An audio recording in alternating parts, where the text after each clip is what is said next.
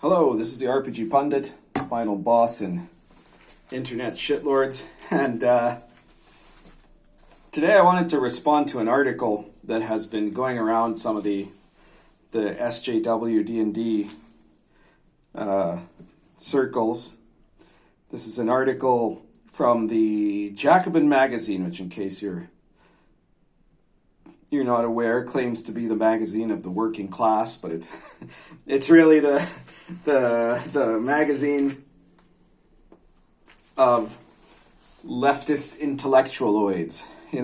That's a word I've invented. I invented it a few years ago on my blog because pseudo-intellectual doesn't seem quite right for these types. A pseudo-intellectual is someone who fakes at being intellectual. And of course, some of these people do that. But more importantly, an intellectualoid is someone who has a certain amount of education in order to make them think that they are actually more educated or more intelligent than they are.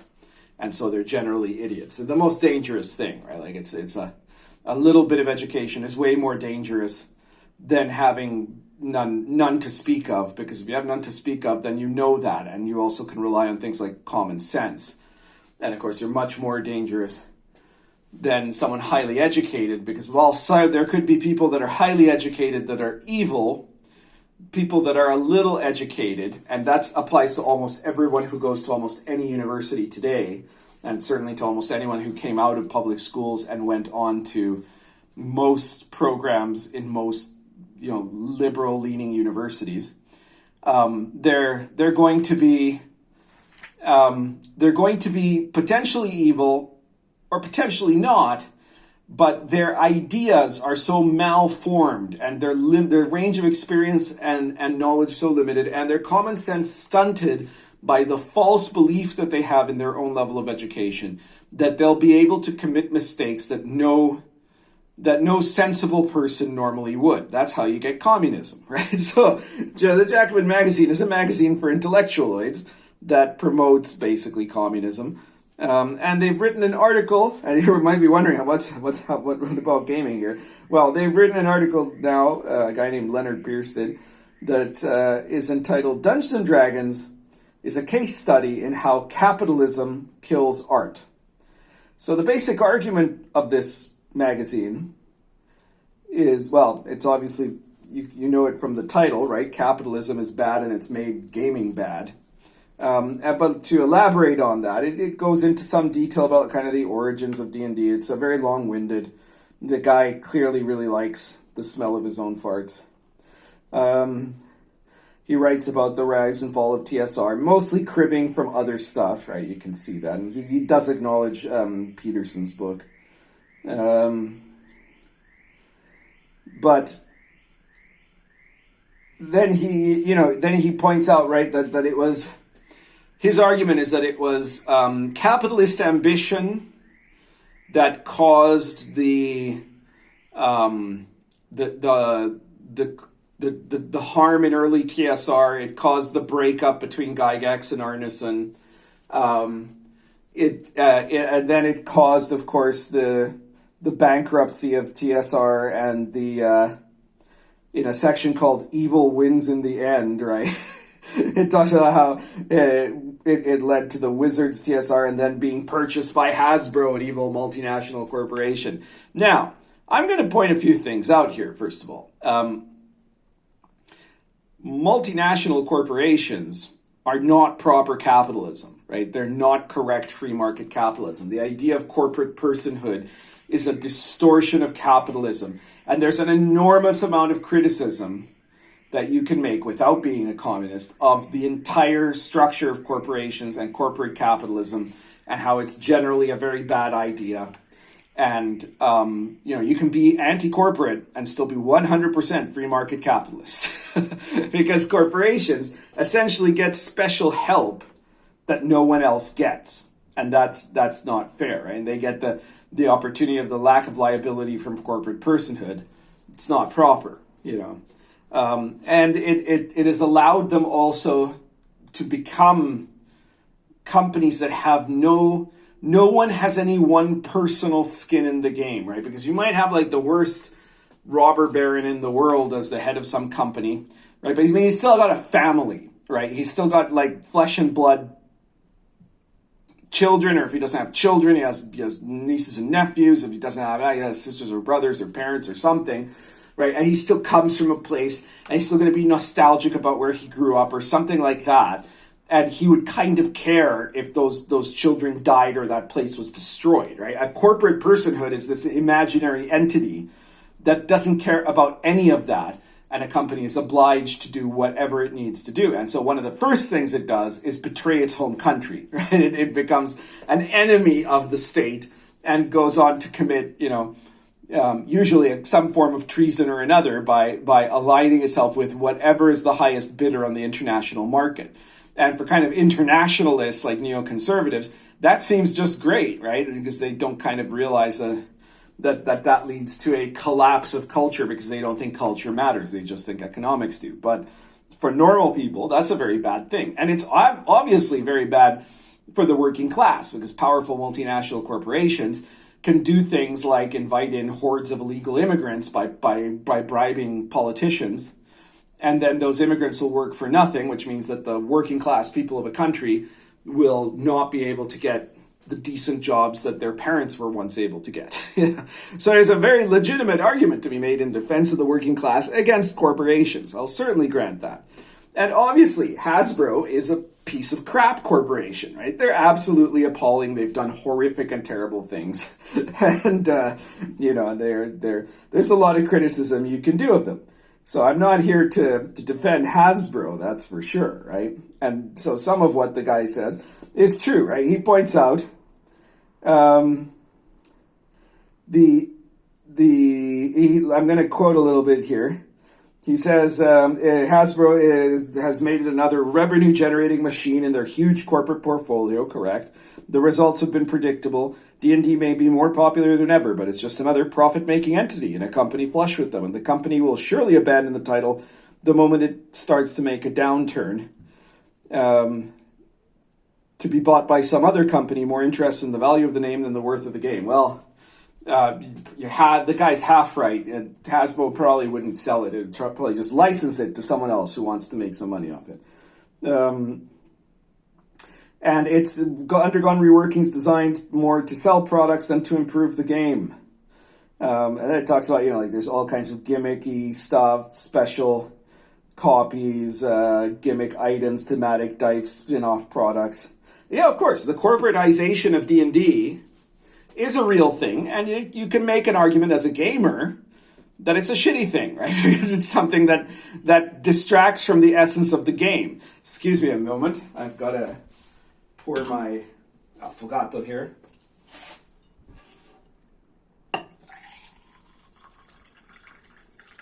There we go. So delicious. All right. So yeah, you can make some arguments about that. I'm not going to deny that there are, I don't think that Hasbro is a good company. I don't think that they're likely to do a good job of managing D&D for anything other than making money for themselves, right? And the hope was, when I was the consultant on 5th edition, the hope was that it would be the people that were there, like Mike Merles, who would create a game. And I mean, let's point this out. It was very much, when I was suggesting what D&D 5e should look like, I was very much suggesting a concept that would sell to a corporation, that would seem to work for them, and would also be something that would make for a better situation for gamers than another concept, right? So I had to make it something that would have broad spread appeal, and that would be able to work on the basis of supplements, and that would be able to have a fundamentally evergreen system, and that's what 5e has.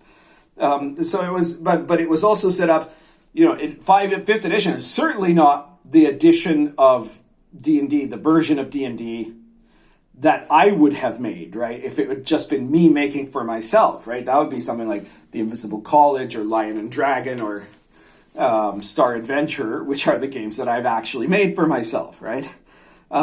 But instead, it was made to be as generic as possible. That's a legitimate point, because that's what has to be done in order to appeal to the largest number of people possible, because D&D is supposed to be the biggest game in the hobby. Okay, so then the guy goes on to say basically that it shouldn't have to be like this, and that imagine if tabletop RPGs were freed from the shackles of capitalism. Imagine in a non-capitalist world.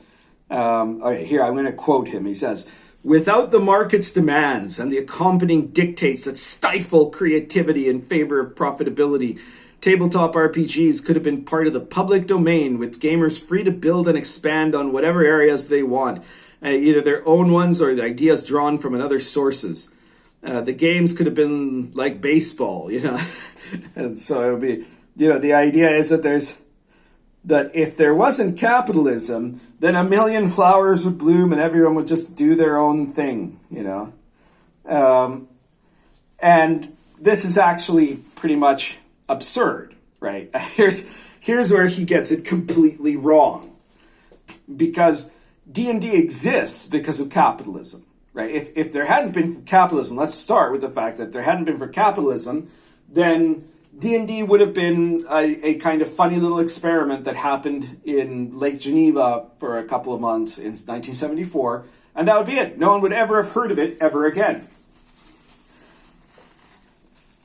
And when they say, in a world free of capitalism, that these guys are saying in a world of communism, right? Because capitalism is the entire economic system. So you have to replace that with something. And if that system is not a free market, then it has to be a central economy. And in a central economy, because people by nature do not want to be part of a society where they own nothing, they will not be happy if they own nothing, you have to ultimately use the force and the threat of violence to control that culture in order to control the economy. Because if you don't control the culture, then people will make stuff on their own and sell it amongst themselves, between themselves, for profit, and then suddenly you've got a capitalist economy again, and that has to be repressed. The kulaks have to be shot, right? So you eventually end up with a totalitarian state, no matter what, right? No matter how idealist you are. And the problem is these guys, like I said, intellectualoids, they imagine a world that's going to be turning into this utopia of everybody just making free stuff, and somebody will grow food, I don't know who, but we're going to be here writing articles and making art, and getting free healthcare, and we're going to be playing baseball, I guess, or Dungeons and Dragons. Yeah, there's definitely not someone that's going to come along and shoot us because we won't work in the factory for machine parts. So this is their idiocy. They're too stupid to realize how undereducated they are, right? They don't get the historical context that has led inevitably to disaster in every attempt to do the model of what they're proposing. Now, if there was gaming in a post-capitalist world, what would it be? Well, like I said, there'd probably be nothing, or else there would be one official game, the game that is produced by the authority of the state. You certainly couldn't have people just making games on their own, because that could be subversive to the idea of the socialist revolution, right? So you'd need to have game masters, would have to be people who are licensed and probably members of the party, because if they weren't, they wouldn't be trustworthy. Games would have to be done in public spaces. Gaming in private with people, especially with unlicensed DMs, would be a crime. You would be sent to some camp or something if you didn't do it, right? And every public game would have the presence of political commissars present there, as well as probably undercover agents of the secret police feigning to be simple participants, to make sure that no